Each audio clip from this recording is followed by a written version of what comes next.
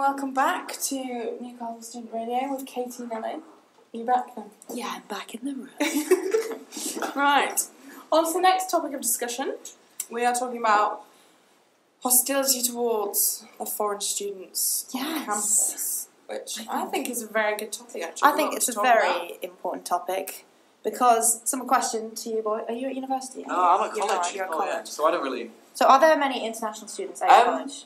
At college, no. I think from Hull there's quite a large kind of Polish group. Yeah, there are, aren't there? There is a large... Yeah, there quite a are lot of Polish shops. A lot of Albanians as well, I have experienced. Okay. Yeah. But not really at university, just around and about. Mm. Well, I don't know the correct figures, but I know at Newcastle there are a lot of international students because you can see them everywhere. Tom, Ellie, how many international people do you know at Newcastle University? How many friends have you made that are international? Friends-wise, I would say 0. How many acquaintances? Not even acquaintances. Yeah. Why is it? Why haven't you met any international people? Why haven't you spoken to any? The only international people that I've ever spoken to are our 2 international flatmates. So, why? I don't know.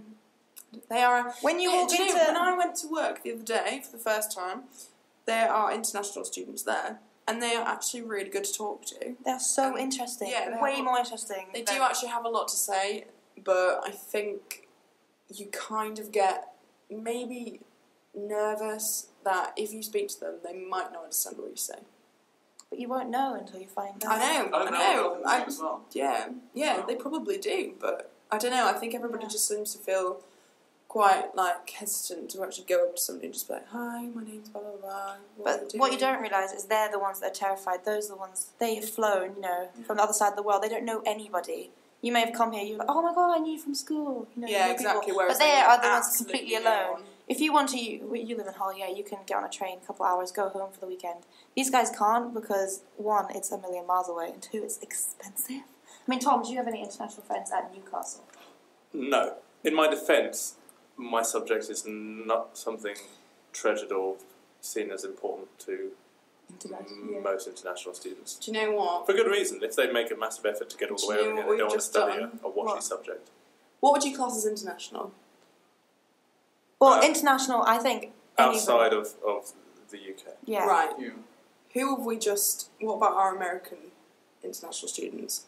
I would, like... Okay, yes. I have completely just overlooked that because I have not considered them to be international. Like, for example, we have an international friend from the US, and we...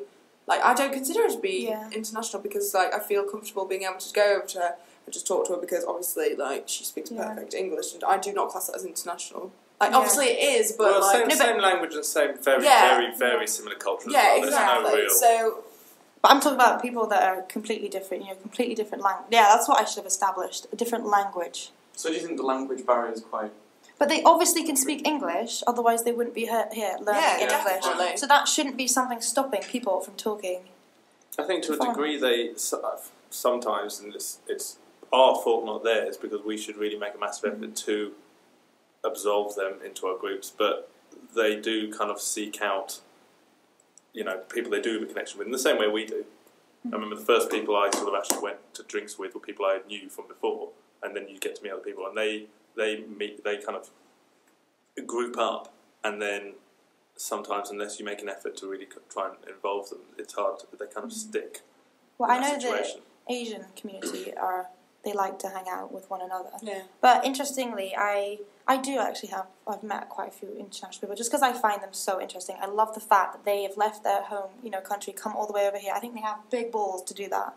Like, how many British people study abroad? Well, we have it all here, so why do you need to?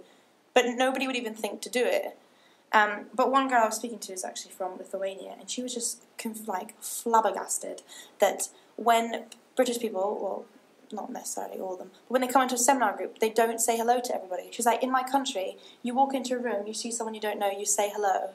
And she just couldn't believe that nobody said hello. People just walked past her, ignored her. And I think that's really sad. We like that to each other. I think that's a British thing. It is a British thing. I ignore people. But we could change, I think.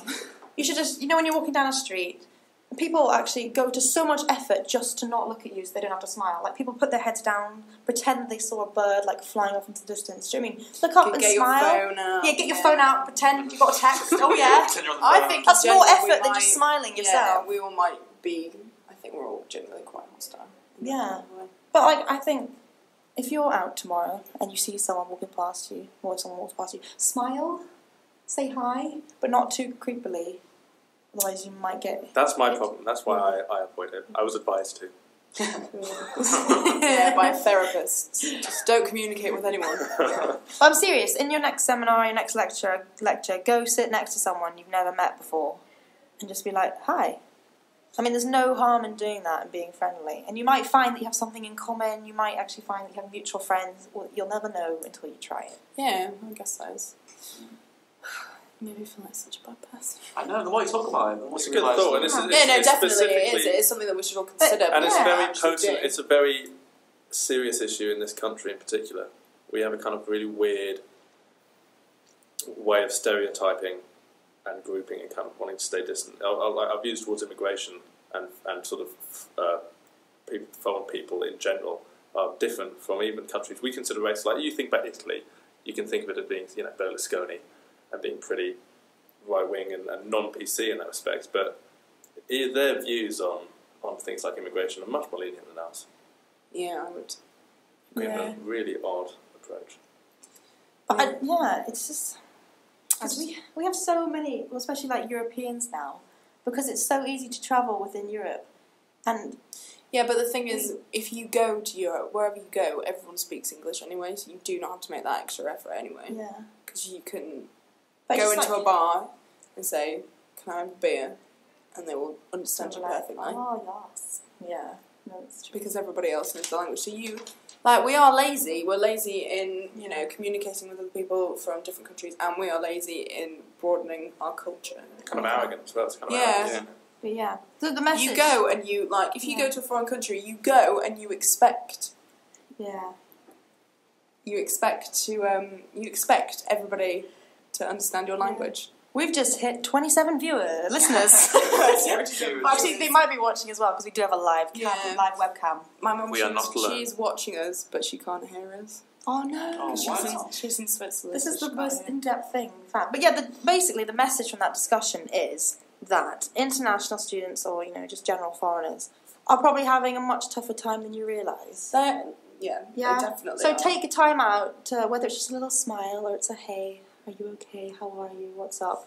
Kind of thing. And You know they're what I mean? not- That will I make think them they feel- only they're take not- At the end not- of the day, we're all human beings. Yeah, and they're not any different. One of my best friends from school, because I went to a boarding school which had a lot of foreign students in, and one of my best friends is from Singapore. Because once you started chatting with him, he's hilarious, and then Yeah, the more he got that is the involved, thing. all of a sudden, Yeah. there's really nothing to Try not hold to. you back. Yeah. Try not to judge. think Look it's- past the. Yeah, I don't think it is until you are actually the majority, unless you are shoved into that situation, you actually realise how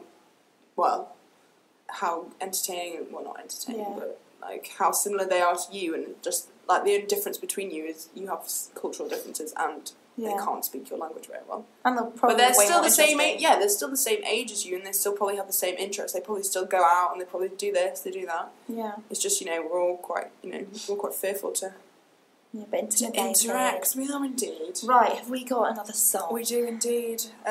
Is it one of Tom's choices? It is over to Take you, it away, Tom. Tom. Exciting. This is a shameless promotion by me.